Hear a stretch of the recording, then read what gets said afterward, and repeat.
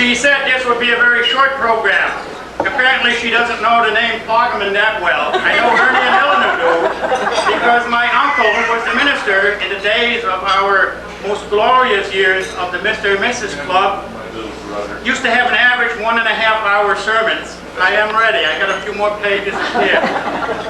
I was just asked 15 minutes ago, so don't worry, it won't be an hour and a half. It'll only be an hour. As I said, I think our memories go back mostly at St. John's to this Mr. and Mrs. Club, which was marvelous. Young couples, elderly couples. I'm only 35 years married, so I'm comparatively a young couple there. And I think the friendships and the sociability that we had there is hard to find today anywhere. I see Eleanor nodding, and of course that means Ernie's got a nod too, I see. And I go back to those days when we were a young couple. It was marvelous. We just got to know each other, and we worshiped together, and we played together, and we acted together. And of course with Ernie there, I can never get past some of these shows that we put on. They weren't the holiest shows that you ever saw in your life. But then again, anything goes, right, Ernie? Things like that. And it is really a pleasure for me as a member of this Mr. and Mrs. Club, which is now the LAF group, LAF, Lutheran Adult Fellowship. We get a lot of laughs, but not the laughs that we used to have in the olden days. They don't make them like that anymore. And it is a pleasure and an honor to present and to say congratulations and God bless you for 50 more at least. And it's been a pleasure to know you. And when we think about Ernie and Eleanor, it never escapes that in the days when we had our club going real hot, real good, the show. Ernie had one of those things that's called the trained flea. I think it was trained in German, I'm not sure. I can speak and understand German, I think. And the laughs that we had there were unbelievable. That flea was doing things that you would never see anywhere else. Plus it was rather tiny, it was hard to see. And Ernie also was our secretary for a bunch of years. And if you go back to the minutes, which I have just recently done because St. John's is celebrating its 100th anniversary on Hart Street in New Britain this year. Some of the liveliest and funniest minutes ever kept by anyone in any way were kept by Secretary Ernie Kosswig. And they are there to read and to have. But I want to say, as always, behind every good man, there stands a very valuable and even better woman. And I know Ernie always had the spotlight, which Eleanor in our club anyhow didn't have. But I know she was there to prod, to adjust, to urge him on. Of course, Ernie, I don't think needed that much urging when it came to acting and putting on the show. But Eleanor was always there, helping, beautifying, doing things right. And we, as a group of St. John's Mr. and Mrs. Club, will never forget those years. And Eleanor and Ernie were a great big part of it. And smiles come to her face just reminiscing, coming back forever. Ernie doing his thing. I've written it down on my little thing here, so it could be there for posterity in the book. And again, it was a pleasure, and is a pleasure, to be here and have been together with you in those glorious years. Thanks for being a great big part of it and teaching us a few things about singing. Barbershop, why we had barbershop. Here's another voice over here, Peter Melanoskis was part of it, right? I never made it. I didn't make the grade. I'm in the choir today, but I never made the grade. I just didn't have it. I just got the gift of gab like my uncle had when he had his 1.5-hour sermon. So again, congratulations. God bless you. It's marvelous to be here. That's it. 1-hour sermon all over again.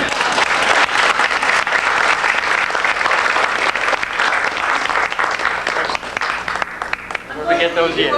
Never forget them. This one is from one of the Chester people. He's right up there. He didn't sign this, but I knew who it was from, so I made him sign it.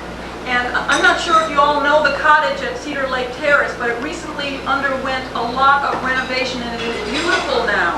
And the man that did that is upstairs sitting there looking at me. He didn't know I was going to read this. And he says, something important to think about. In 50 more years on your 100th anniversary, the guarantee for the siding on the cottage expires.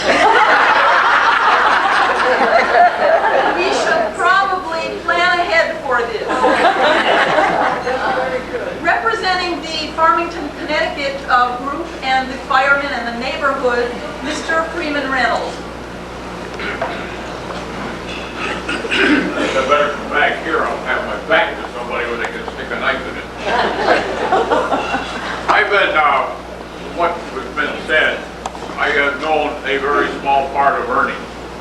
But Ernie has been one of the finest neighbors anybody could have. Several years ago, our house was broken into.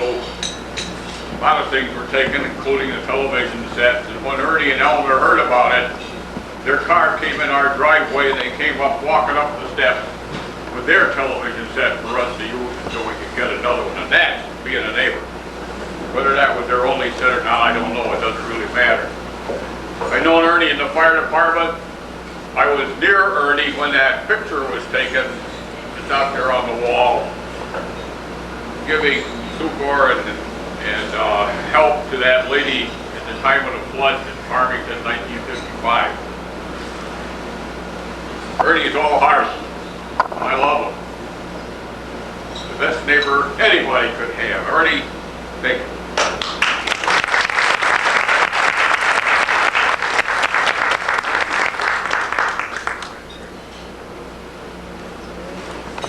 Nancy's the youngest, and we decided that she'd be a very good one to do this next part. She's going to give you an abridged story of the 50-plus years of Eleanor and Ernie Kosswig. See, when you're the youngest, what happens is the oldest one says, "Oh, Pam, you do it." And Pam says, "Oh, Beth, you do it." And Beth says, "Oh, Nancy, you do it." And I say, "Oh, okay, I guess I'll do it." So bear with me.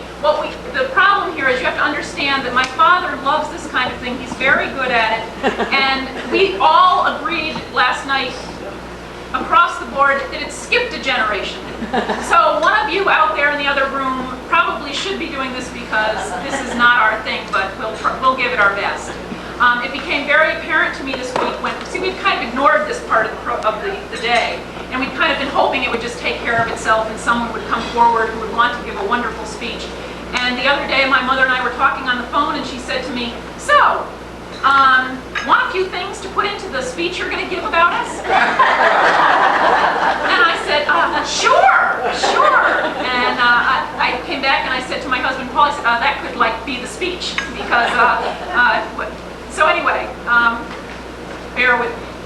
I do know that 50 years ago last night, because the wedding was actually 50 years ago today, there was a rehearsal dinner, after which my parents went out for a drink with Charlie and Pat Nyack.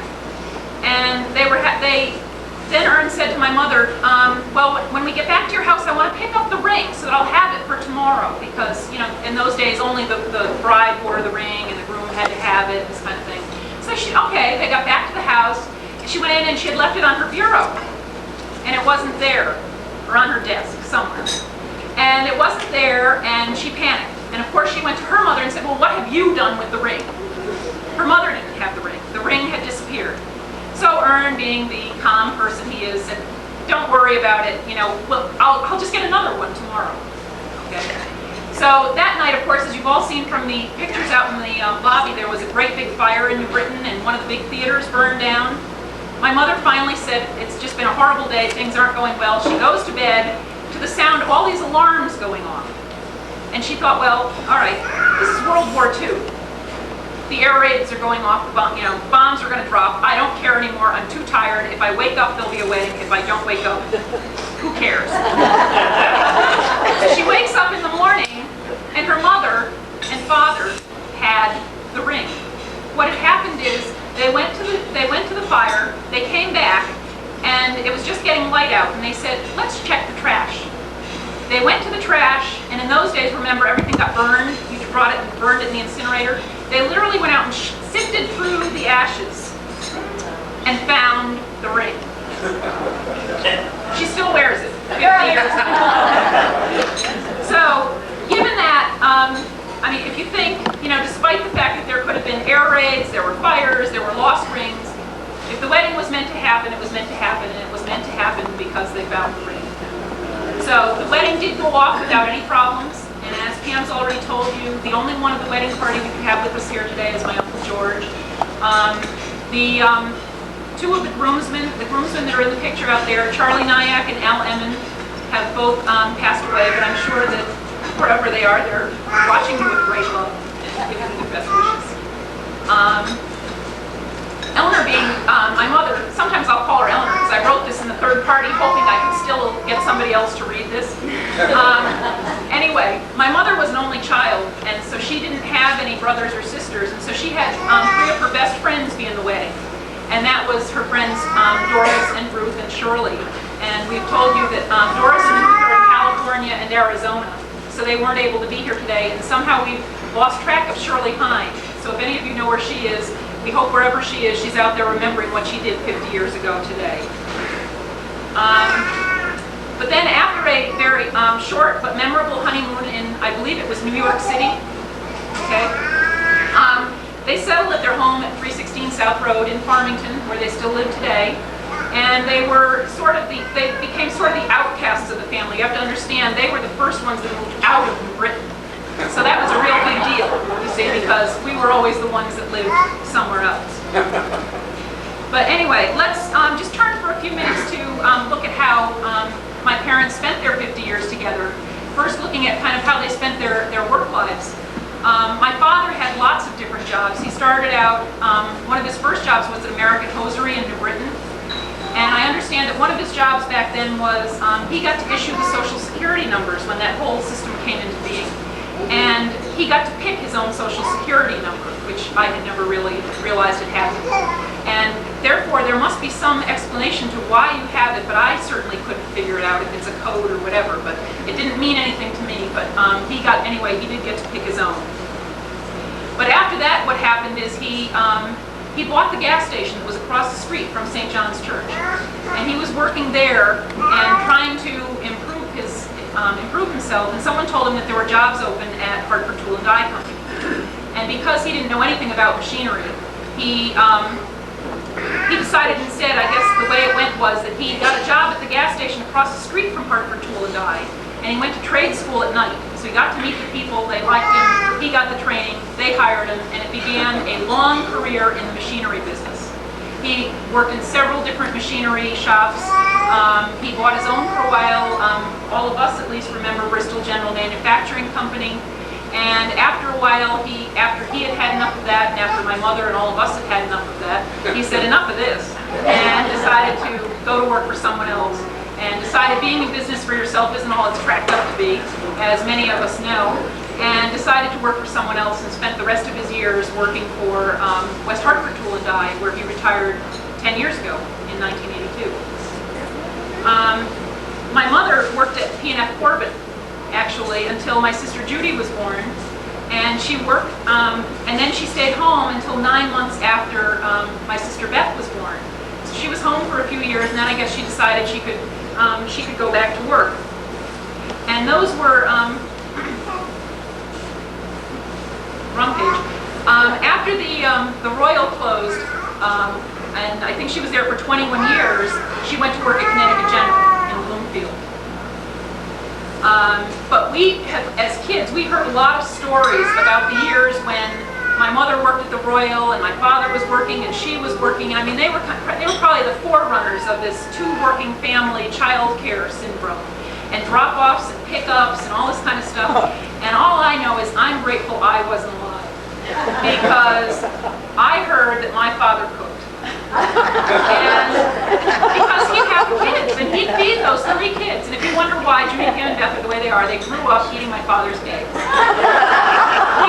We had chickens, and the only thing he knew how to cook was eggs. And I've never had one in my entire life that I know of, but that's the way they lived when they were young. Fortunately for me, when I was born, I think it was like, oh my God, what are we going to do with a 4th one to have to figure out what to do with? My parents had a woman from Latvia come over to this country through the church,